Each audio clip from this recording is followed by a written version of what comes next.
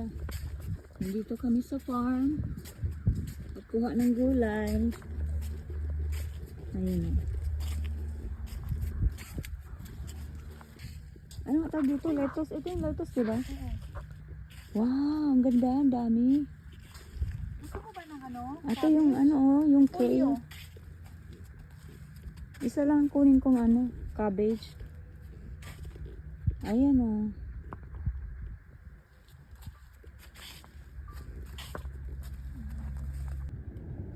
Yan, okay, oh. Pinakamasustansyang gulay. Yan, ito yung cabbage. Maliit pa.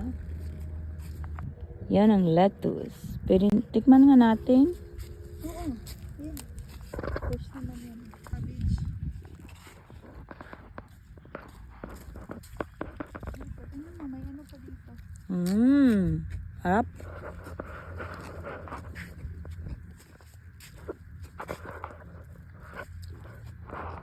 Ang sarap niya, panghalo sa pansit.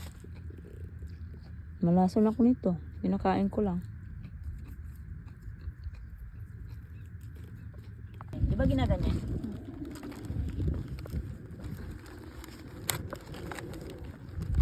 Alam ko, inaano to, iniikot lang to eh. Oo, ikutin mo. Baka mabali naman doon. Hindi, baliin mo na lang. Baliin naman talaga yun eh. Oo. Ay. Hindi na, ano ko na siya doon, naputol ko na. Yun. Yan. Yes. Pakita mo. Pwede ito, diba? Ganyan na lang. Yan.